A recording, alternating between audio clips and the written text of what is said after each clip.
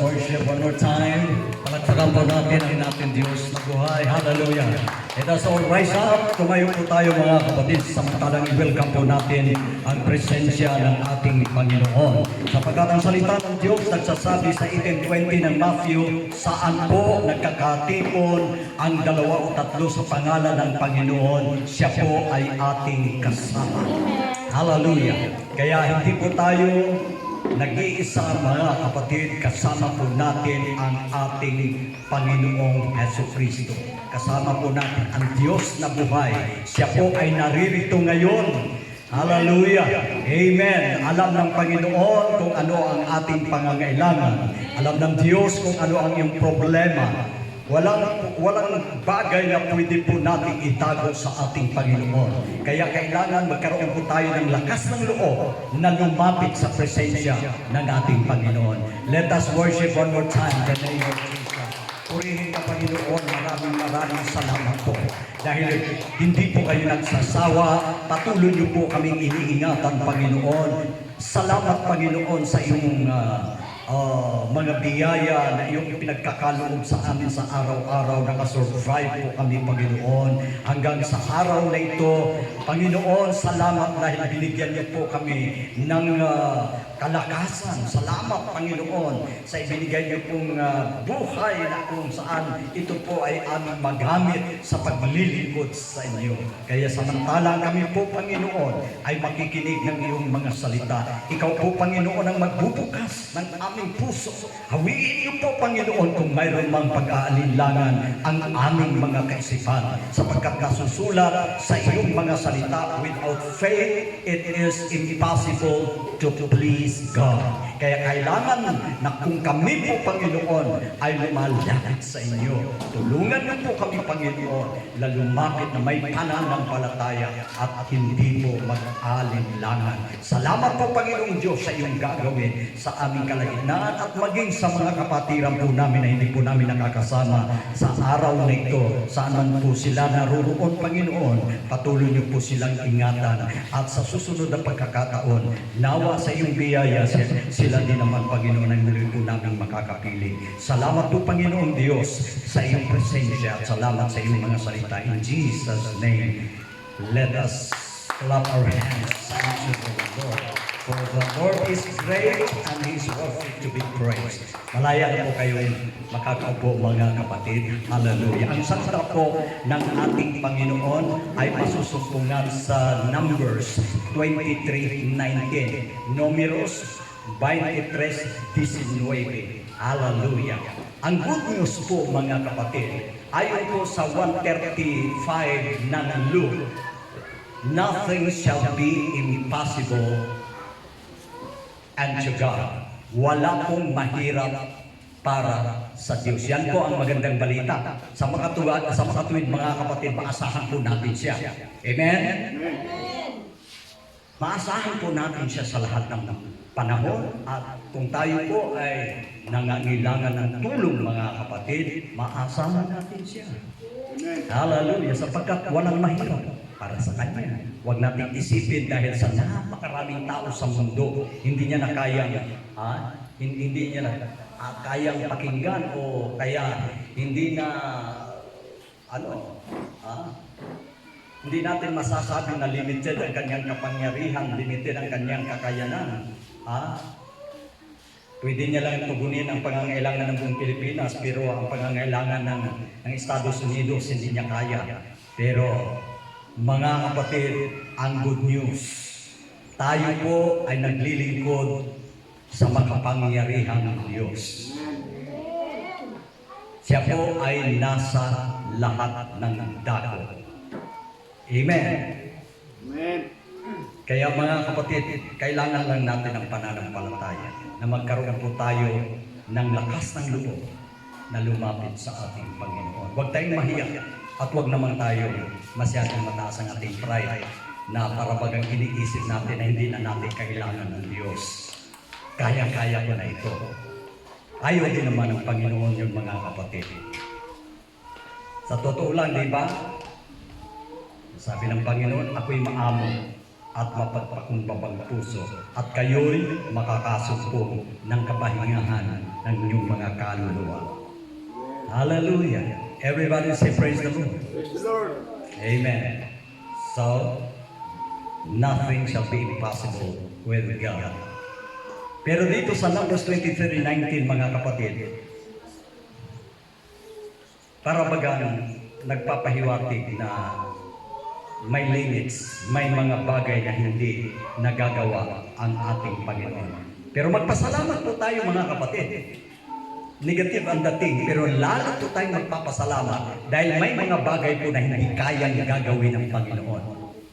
Kanina, walang mahirap para sa Panginoon. Ngayon naman, para conflict, no? Para komplikado. Kanina, magagawa niya lahat. Ngayon, mayroon siyang mga bagay na hindi magagawa. Pero, good news yan, mga kapatid. Palakpakan natin ang Panginoon. Number 1. Sa Numbers 23:19, God is not a man that he should lie.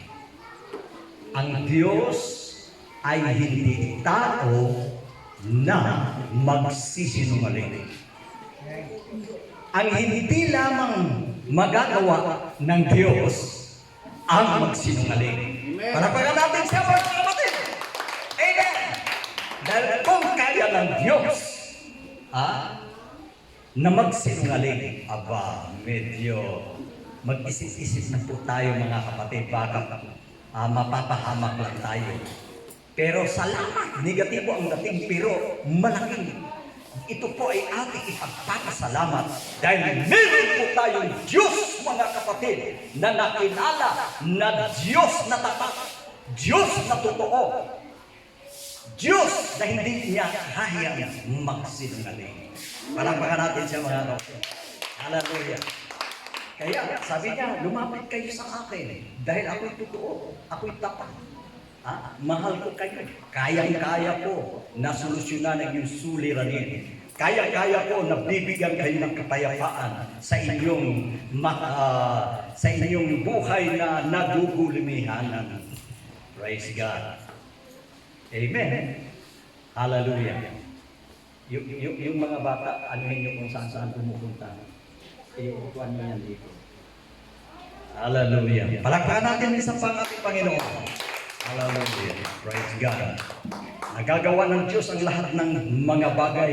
Wow, magandang balita po yan. Pero may mga bagay na hindi po nagagawa ang Diyos. Magandang balita din po yan. Dahil yan po ay para sa kabutihan nating lahat. Hallelujah. Para sa kabutihan nating lahat. Ang Diyos ay hindi tao na magsisinungaling, ni anak ng tao na magsisisi. At ito ang napakaganda, mga kapatid, na balita. Sapagkat kung siya po ay hindi marunong magsinungaling sa makatuwid, mga kapatid, maaasahan po natin ang kanyang mga salita. Kaya kapag narinig po natin ang mga salita ng Diyos, dapat, mga kapatid, huwag tayong mag-alinlangan. Palakpakan natin ang Panginoon. Walang mga energy ang mga anak ng Diyos.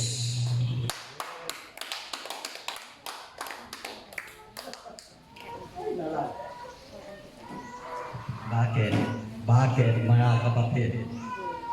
Hindi ba kayo nag-agahan? Kahirap-hirap dumampi. Kahirap-hirap umabot yung ano. Kanina, narinig ko kanina nag-aawitan. May malakas, may mga tunog na palakpa kanina. Kaya pag sinabi ko na palakpakan natin ang Panginoon, mga kapatid, mag-exert naman tayo ng effort. Lakasan naman natin. Wala na akong kausap. Wala nang email. Hello! Saan na kayo?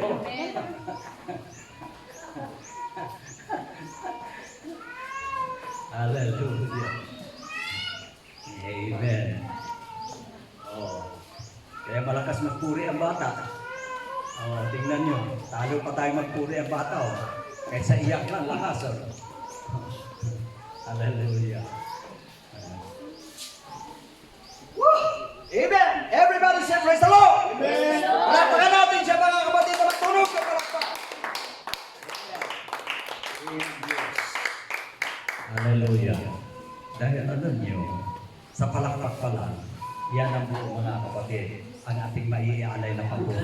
Panginoon.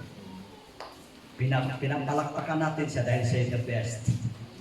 Dahil ang Diyos ay may kakayanan. Bagamat mayroong bagay na hindi niya nagagawa, pero the best pa rin. Dahil para sa ating kabutihan. Ano ang bagay? Number one, na hindi niya kayang gawin, mga kapatid. Ang magsinungaling. Amen. Amen. Hindi niya kayang magsinungaling. Kaya maasahan po natin ang mga salita ng Panginoon. Kaya sinabi ko ba at hindi ko gagawin? O, mga kapatid, dapat magising tayo sa katotohanan.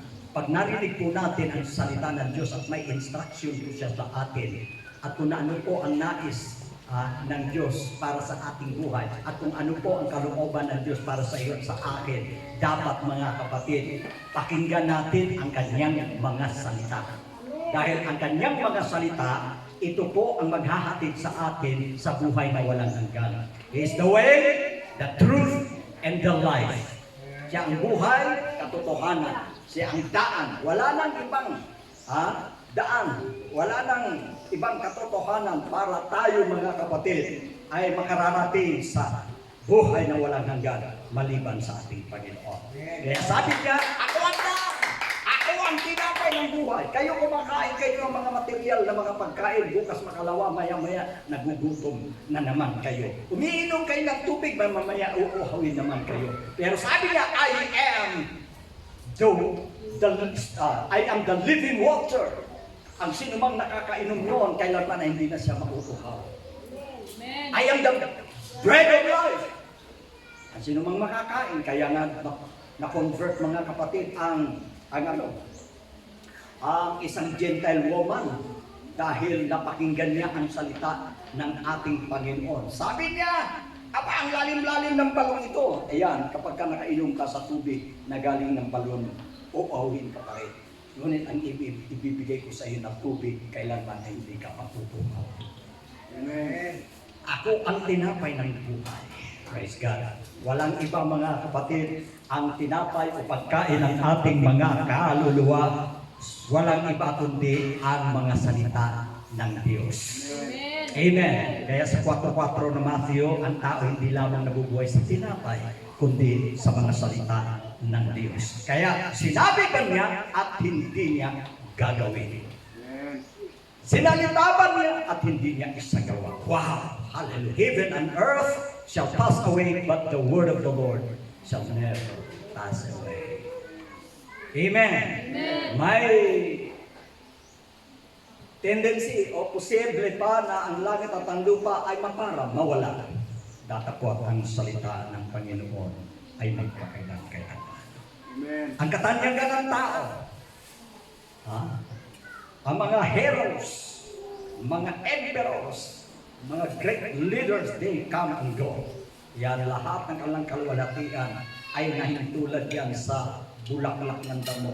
Ang damo ay natutuyo at ang bulaklak ay nalalanta. Ngunit ang salita ng Panginoon ay mananatili magpakailanman. Amen. Kaya pag kumain tayo ng salita ng Diyos, mga kapatid, meron tayong napakagandang kinabukasan. Sapagkat ang ating kaluluwa, walang ibang kahihinatnan o hantungan ito, kundi sa buhay na walang hanggan. Amen. Amen. Kaya hindi po tayo masatisfied, mga kapatid, sa mga material na mga pagkain. Kailangan talaga natin ang mga salita ng Panginoon. Dahil after all, pag namatay po tayo, mga kapatid, amen, talagang mamamatay tayong lahat. Nakatakda na po yan, una-unahan lang. Yung ating, ama ni Brother King, nauna na sa atin. Amen. Dahil dumating na yung appointed time niya. Okay? Kaya mga kapatid, ang lahat ng buhay ay intulad sa bulaklak ng damo. Ngunit salamat na lang dahil hiningahan tayo ng hininga ng buhay ng ating Panginoon. Kaya nagkaroon po ng malaking pagkakaiba sa hayop at tao dahil ang hayop po, mga kapatid, pag namatay wala na.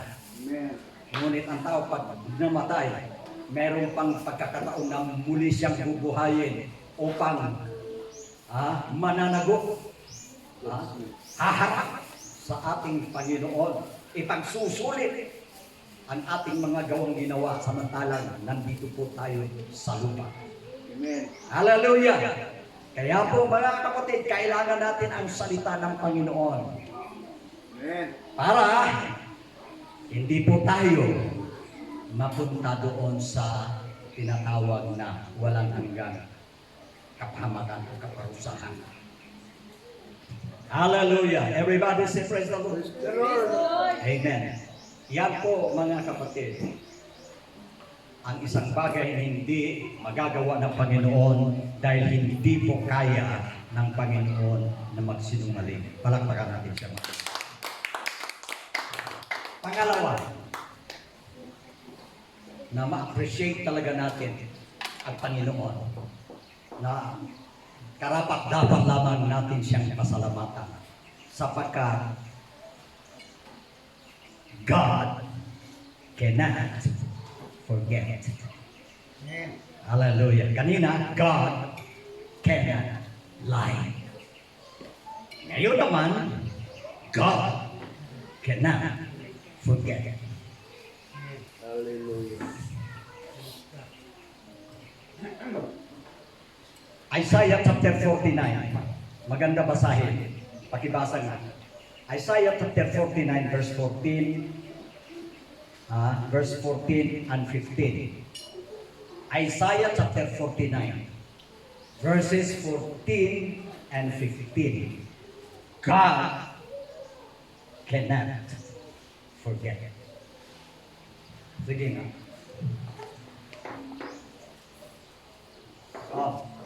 Sa Bisaya, nakita mo Isayas. Isayas 39, 14-15. Dua ka bersikulo.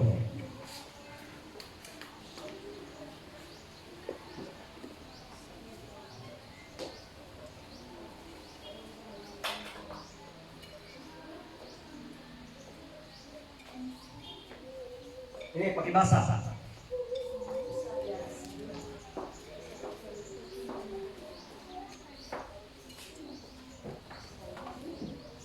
Hallelujah. Sa Cebuano, sige Cebuano. Pakibasa Cebuano. 49, 14 o 15. Kusga.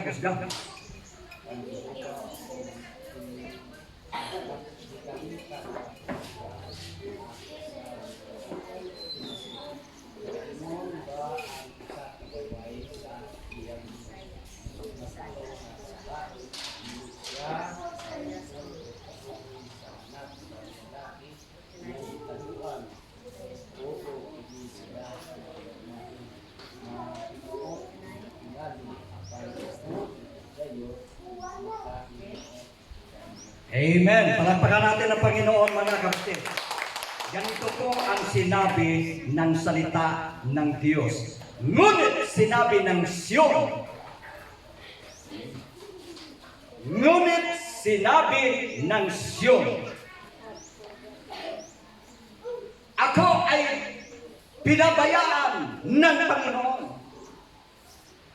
At ako'y nilimot ng Panginoon. Grabe ang ano. Dahil itong itong mga taong ito, mga kapatid, kahit na ilang bisis pinaalalahanan ng Panginoon, mga kapatid, ang kanilang ginagawa, patuloy pa rin silang sumusuway sa kalooban ng Panginoon. Kaya mangyari na maraming kapighatian ang kanilang naranasan. Maraming problema na dumating sa kanilang buhay.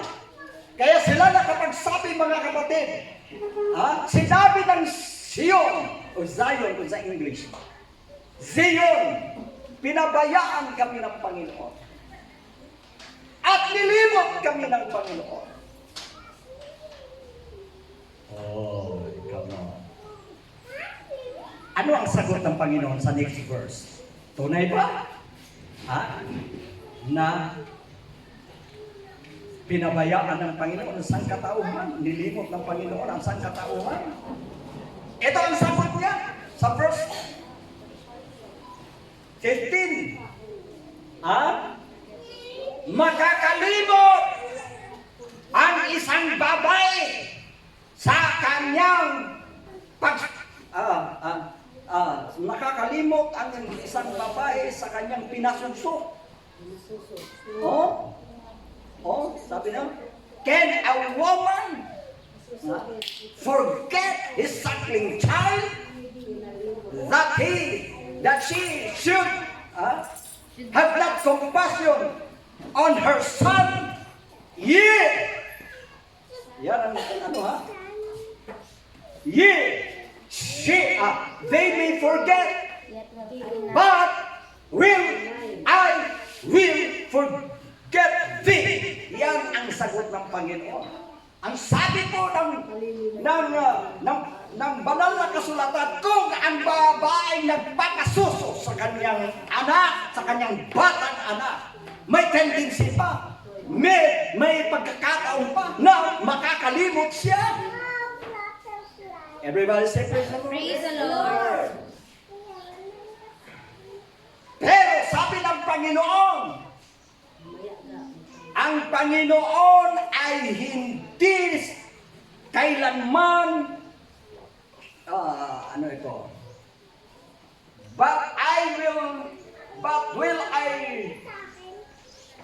ang sabi niya, hindi kailanman nakakalimot ang Panginoon. Nakalimutan. Nakakalimutan? Kung makakalimot ang babae sa kanyang batang pinasuso, oo nga, makakalimutan niya, pero ang Panginoon, ang sagot ng Panginoon, hindi siya nakakalimot sa kanyang mga anak. Purihin ang Panginoon, palakpakan po natin ang Panginoon. Hallelujah! Everybody say praise the Lord! Praise the Lord. Amen. Kaya, ang pangalawang bagay na hindi kayang gawin ng Panginoon na siya po, God cannot forget. Everybody say praise the Lord. Kanina, God cannot lie. Pangalawa, God cannot Forget. forget. Wow. Try and forget. Hallelujah. Sa makatuwid mga kapatid, anuman ang ating sakripisyo sa paglilingkod sa ating Panginoon, anuman po ang gagawin natin para sa Panginoon. Katunayan niya po mga kapatid, kahit sa maliit na bagay, sinabi ng Panginoon, kahit isang basong malamig na tubig na inyo anyang ipagkaloob, katotohanan sinabi ng Panginoon, hindi kayo mawawalan ng gantimpala. So maliit lamang po yan na bagay mga kapatid. Kaya, good news! Dapat mga kapatid, hindi po tayo manghimagot, magsawa na paglingkuran ang ating Panginoon. Dahil ito po ang investment mga kapatid na hanggang sa walang hanggan. Eternal investment. Ano po yun? Yung ating paglilingkod sa ating Panginoon. Bakit? Hindi niya nakakalimutan ang ating mga gawa at ang ating pag-ibig na ipinakita po natin sa ating Panginoon. Everybody say praise the Lord. Praise the Lord. Amen. Paano po natin mga kapatid maipakita natin ang ating pag-ibig at ang ating tinatawag mabubuting gawa sa ating kapwa? In Matthew chapter 25 mga kapatid, doon po sinilaysay ng Panginoon, doon po naliwanagan ang kanyang mga disipulo na kung papaano ginawa ng kanyang mga disipulo sa kanilang kapwa, maliit na bagay yan ang kanilang nagawa. Talagang ang lahat ng ito, mga kapatid, ay hindi nalilimutan ng Panginoon. One time sinabi ng mga disipulo, kasi pinagbubukod-bukod ang nasa kaliwa, nasa kanan. Sinabi ng Panginoon, ako ikay nagutom. at hindi niyo ako pinakain. Ako'y nauhaw, ngunit hindi niyo ako pinainom. Ako'y hubad, ngunit hindi niyo ako binitisan. Ako'y nabilanggo at hindi niyo ako dinalaw. Oh, yun po ang ayun po ang sabi ng Biblia. Eh ngayon, ang sagot ng mga nasa kaliwa ay, Panginoon, kailan ka ika nagutom at hindi ka namin pinakain? At kailan ka ika nauhaw at hindi ka namin pinainom? At kailan ka hubad at hindi ka dinamtat? At kailan ka ika nabilanggo at hindi ka namin dinalaw? Ang sabi ng Panginoon, napakaliwanag mga kapatid, ha? Sabi ng Panginoon, kung ano yung ginawa ninyo sa kaliit-liitan o sa inyong kapwa, ang mga bagay nito ay inyong ginawa sa akin. Everybody say praise the Lord. Kaya naman doon sa kanan mga kapatid, sabi ng Panginoon, ako ikay nagutom, ako inyong pinakain. Everybody say amen. Ako'y nauhaw at ako'y ikay inyong pinainom. Ako'y hubad at ako'y inyong dinamta. Ako'y nabilanggo at ako'y inyong dinalaw. Kaya kung kanino inyong ginawa ang mga bagay na ito, ginawa niyo ang lahat para sa akin. Amen. Hallelujah! Everybody say praise the Lord. At lalo-lalo na mga kapatid, kung tayo po ay naglilingkod sa ating Panginoon, ang ating pagpapagal, ang ating paglilingkod, anuman ang mga sacrifices natin sa mga gawain ng Panginoon, kung tayo man umaattend ng mga fellowship, mga kapatid, mga activities, ang lahat ng sakripisyong yan, at ang mga kawang gawa natin sa loob ng iglesia, ang lahat ng yan, sabi ng Panginoon, hindi ko nakakalimutan ang inyong mga gawa. Amen. Hallelujah. So, good news. Dahil ang pagiging, ang isang bagay na hindi magagawa ng Panginoon na nakakalimot, hindi ganoon ang ating Panginoon. Kaya hindi niya tayo mga kapatid nalilimutan. Kahit sa panahon ng ating kahit sa panahon na tayo po'y dumaranas ng mga pagsubok sa buhay, kung ano man ng ating kalagayan, tayo man po mga kapatid ay nahihirapan. Ang lahat ng ating kalagayan ay mga kapatid, nakikita ng Panginoon yan. Nararamdaman ng Panginoon yung ating hirap. Amen? Yung ating mga suliranin, yung ating mga katugatan, hindi limit sa kaalaman ng ating Panginoon niya. Naramdaman ng ating Panginoon niya. Kaya nga yung Zion mga kapatid, para bagang pinaratangan nila ang Panginoon, para bagang palagay nila na ang Panginoon ay pinabayaan sila. Hindi po mga kapatid. O kaya kinalimutan sila ng Panginoon. Dahil ang tao lang ang nagpapabaya sa Panginoon. Makaalaala lang mga kapatid, kung nandoon na sa tinatawag na kapigatian o sa tinatawag na kagipitan ng buhay, doon nakaalaala ang tao. Pero ang Panginoon, sabi niya, Lo, I am with you always. I will never leave you nor forsake you. Hindi tayo pababayaan ng Panginoon. Dahil siya ang Diyos na gano'n na lamang ang kanyang pagmamalasakit sa kanyang mga anak. Tayo'y mga anak ng Panginoon. Gano'n na lamang kanyang pagmamalasakit sa atin. Ang may problema lang minsan mga kapatid, hindi ang Diyos. Ang problema po ay nasa tao. Ang tao po man minsan kasi mga kapatid nakakalimot sa Panginoon. Pero ang Panginoon kahit isang sandali, hindi man lang siya naidlip at hindi niya nakita ang ating kalagayan kung ano ang nangyayari sa ating buhay. Mga kapatid, ang lahat ng yan, nalalaman ng ating Panginoon. Concern ang Panginoon, mga kapatid. Ayaw niya, di ba? Ano ang ipinahayag ng ating Panginoon sa si Peter 3:9 ba yun? God is not willing. Hindi ibig ng Panginoon na ang sinuman ay mapahamak. Kundi gusto niya mga kapatid makakasama niya sa buhay na walang hanggan. Kaya gano'n na lamang ang pagmamalasakit ng Panginoon. Gagawa at gagawa ng paraan ng Panginoon para kung ikaw man ay lumayo, ikaw ay lumapit ulit. Kung ikaw may napaklay, ikaw ay tumayo at simulan mo ang paglilingkod. Kung ikaw may nalulupay-pay, mga kapatid, nariyan ang Panginoon na nagpapaalaala sa atin upang tayo muli, mga kapatid, ay maging masigasig, magiging mainit po ang ating paglilingkod. Gagawin at gagawin ng Panginoon ang lahat ng paraan. Hallelujah. At such time, ma-realize natin, mga kapatid, mangungusap ang Panginoon sa pamamagitan ng kanyang mga salita at sasabihin mo, ako pala talaga ang may pagkukulang. Kailanman ang Diyos ay hindi nagkulang. Ako pala ang nakakalimot. Ang Diyos kailanman ay hindi nakakalimot. Everybody say praise the Lord. Hallelujah!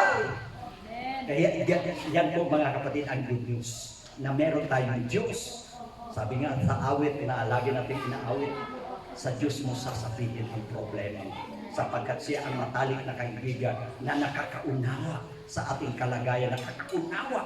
Hindi niya tayo, mga kapatid, kung ikaw ay lugmok, hindi na dadagdagan pa ng Panginoon para talagang ikay malulugmok. Hindi, talaga ang kanyang kamay bukas para ikaw ay aalalayan.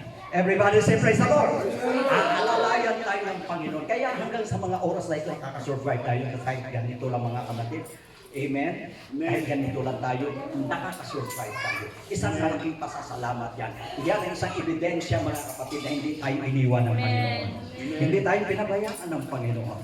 Hallelujah! So, sa panahon, mga kapatid, na tayo po ay nagkakasama-sama, tayo pinagpupuri sa Panginoon, tayo po nag-worship sa ating Panginoon, nararamdaman po natin ang kanyang pagmamahal. Na talagang patuloy pa rin ang Panginoon na kumikilos sa ating buhay. Para tayo po'y makarealize, mga kapatid, na paglingkuran natin siya ng totoo. Paglingkuran natin siya ng mabuti. Hallelujah! Amen! Dapat, mga kapatid, isipin natin na dapat hindi natin kalimutan ang ating Panginoon. Dahil ang Panginoon kailanman hindi siya nakakalimot sa atin. Amen. Hallelujah! Everybody say praise the Lord. Amen. Amen. At lastly, mga kapatid, kaya lagi kong sinasama sa tuwing ako'y mangangaral, mga kapatid. Sinasama ko ito lagi. Dahil sabi nga, what the mind can conceive and believe, the mind can achieve. Kasi kung ano ang iyong iniisip at sinasabi, mangyayari. Everybody say praise the Lord. Kahit ang iniisip mo, mga kapatid, sinasang-ayunan ng bibig mo, ang magagandang bagay, mayroong gagawing milagro ang Panginoon. Dahil only positive thoughts gets result. Amen? Amen.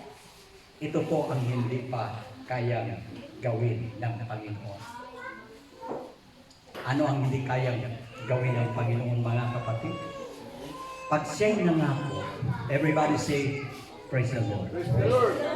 Pag siya'y nangako, mga kapatid, hindi napapago. Pag siya'y nangangako, kanyang tutuparin ang kanyang pangako. Amen. Iba siya sa tao. Kaya talagang maasahan, mga kapatid, na yakapin natin, panghawakan natin ang mga pangako ng Panginoon dahil may tamang panahon talaga na ang kanyang pangako ay matutupad sa iyo at sa akin, sa ating buhay. Magaganap, matutupad ang pangako ng Panginoon sa ating buhay. Hallelujah! Maraming mga pangako ang Panginoon. Ang pangako niya, mga kapatid, pagpapalain tayo. Amen. Pangako niya yan. Amen! Amen! Amen! Papalain na tayo. Dahil kapag pinagpapala ang mga anak ng Diyos, sagana ang payapa. Amen? Pag sagana ang biyaya, sagana ang payapa. Amen. Pag walang biyaya, mga kapatid, hindi sagana. Ano ang sagana? Problema. Problema ang marami. Kumusta? Ay, problema talaga. Kumusta? Ay, pidado. Kumusta? Ayan ang malaking malaking pagkakaiba mga kapatid. Kung hindi sagana ang biyaya, kung sagana ang biyaya, lahat mga kapatid, swabe lang. Ang lahat walang kahasil-hasil. Mapayapa ang isipan. Kahit mayroon kang babayaran, mga kapatid, madali lang. Isang pindot mo lang, solve ang problema. Kasi sagana ang biyaya. Pero kung hindi sagana ang biyaya, sagana ang problema. Amen. Kaya saan tayo lulugar? Alin ang pipiliin natin? Sagana sa problema o sagana sa biyaya? Biyaya. Oh, dahil sagana sa biyaya ang pinili natin, kailangan yakapin natin ang pangako ng Panginoon. Amen. Dahil sinabi niya mga kapatid sa 1 Kings chapter 8 verse 56, and all his good promises, there hath not failed one word of all his good promises. Narinig niyo? Ayon sa lahat ng kanyang ipinangako, wala na isang salita na nagkulang. Amen. Sa lahat ng kanyang mabuting pangako, walang isa. Napakarami yan. Napakarami po ang pangako ng Panginoon. Amen. Pero, yakapin natin mga kapatid ang pangako ng Panginoon na ang mga anak ng Diyos ay gagawin niyang ulo at hindi buntot. Ang pangako ng Panginoon, ang kanyang mga anak ay hindi mangungutang kundi sila magpapautang. Ay maganda yun. Amen. Di ba? Di ba? Amen. Ang hirap daw mangutang. Hirap Wala ng kang utang. pabayad. Hirap magbayad. Pero ang gusto ng Panginoon, mayroon bang verse niya, Pastor? Mayroon, Deuteronomy chapter 28, I will make thee the head and not the tail. And thou shalt lend, thou shalt not lend, thou shalt not borrow, thou shalt not lend, thou shalt not lend or borrow. Ibig sabihin, parang sabi pa daw, ikaw ay gagawin kong ulo at hindi buntot, ikaw magpapauta, hindi mangungutang. Amen. Ayan, kaya maganda ang pangako ng Panginoon. Kaya, mga kapatid, kailangan yakapin natin ang pangako ng Panginoon dahil ang sabi niya sa 2 Corinthians chapter 9, chapter 8 verse 9, the grace of our Lord Jesus Christ, though He was rich, for your sake, okay, tanyo, napakaliwanag, for your sake, for the grace of our Lord Jesus Christ, though He was rich, yet for your sake He became poor, that through His poverty might be rich. Amen. Anong ginawa ng Panginoon? Sabi niya, ako'y mayaman. Mayari ka ako sa lahat ng mga bagay. Heaven and earth is mine. Lahat ng yan akin. Pero anong ginawa niya? Ako ikay nagpakaduka. Sinabi niya, ako ikay nagpakaduka. Sa ating dahilan, para kayo ay mama. Tapos ayaw niyo. Ayaw niyo gusto? O isa lang, dalawa, tatlo lang hina. Gusto.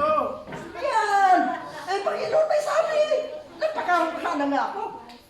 Ako na naghirap para kayo guminawa. Ginawa ko na, ginampanan ko ng papel. Pero, ang problema, tao talagang may problema eh.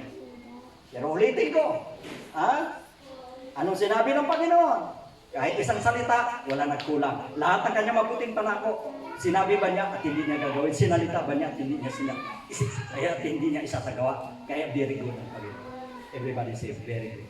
Very good. Kaya ang ating gagawin, mga kapatid, para magkaroon ng tinatawag na manifestation, magkaroon ng realidad, mga kapatid, ang sabi niya, call unto me, and I will answer thee. Tumawag ka sa akin, ako'y sasagot sa inyo, at ako'y magpapakita ng mga dakilang bagay na hindi nyo, asukat akalain. Ano lang ginawa nyo? Niyakap nyo ang aking mga pangako. Ano ang ginawa nyo? Kayo naniwala sa aking mga salita. Amen. Amen. Kaya dahil sa kayo naniniwala, ipapakita ko sa inyo ang mga dakilang bagay. Let us worship God. Hallelujah. Mga bagay na hindi magagawa ng Diyos. Good news dahil hindi siya marunong magsinungaling. Good news dahil pag nangako, hindi napapagod. Amen. Good news dahil hindi siya makalimutin. Wala siyang amnesia. Very good ang ating Panginoon. Palakpakan natin siya dahil very good. Ginugutom kasi mga sabi ng Panginoon, pagpapalain ko na kayo.